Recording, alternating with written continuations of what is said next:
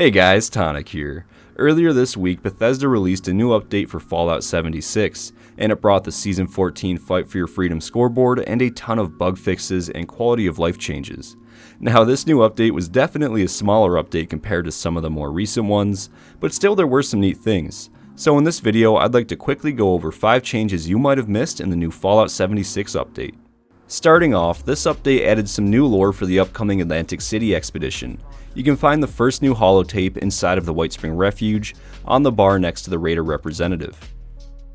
Takes a lot of chems to get thrown out of the Neapolitan, but we were riding the line.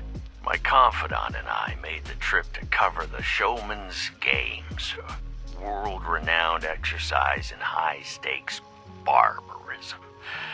Few in the entertainment world could match. Instead, we spent most of our time getting hopped up on Daddy-O and chugging bourbon in the casino bar. It seemed a logical course of action. The games were notoriously deadly even for bystanders. Liquid courage and a head full of hallucinogens were the obvious defense. What we didn't count on was the devil's blood. We had never heard of this stuff, and for good reason. It's an AC specialty. We weren't supposed to have it. It wasn't meant for us, but for the real high rollers, the people who, even in a world ravaged by pestilence and war, still managed to come out on top. But we found a way. The exclusivity made it all the sweeter. Not because we aspired to that lifestyle. Quite the opposite. We wanted to soil the royal concoction inside our mangy, flea-ridden hides. So in this holotape, AC seems to be Atlantic City, and it does also mention the Devil's Blood, and that could be a reference to the Jersey Devil, but this was just the first holotape. There are a few more. In total there are 4. The next one is right here on the pool table, and I won't play each one because I don't want to spoil everything. They are pretty neat, and I would recommend listening to all of them. But I will still show you all of the locations. So the third one is right here at the metal dome. Right when you spawn in, just head to the left and you will find it on this crate. And lastly, the fourth one is located here at Big Ale's Tattoo Parlor. And when you head in, it's going to be right here on the left on this bookcase. Up next, we have 2 new perk cards called Armskeeper and Stable Tools. Armskeeper reduces the weight of rifles by 25%, 50%, or 75% depending on how much you rank this card up. And Stable Tools gives an automatic melee weapon durability bonus, and this one goes from 10%, 25% to 40%. Now I like both of these perk cards, and it is honestly kind of cool to get some new perk cards. I can't even remember the last time we got some, so hopefully they keep adding some more, and hopefully we even get some new legendary perk cards at some point. I think that would be pretty awesome. Moving on, we actually have a pretty big change to daily ops. In this update, daily ops plans that have not been learned by the player now have priority in dropping as a reward over plans the player has already learned. So basically, no more repeat plans for daily ops, and I think this is actually a great change.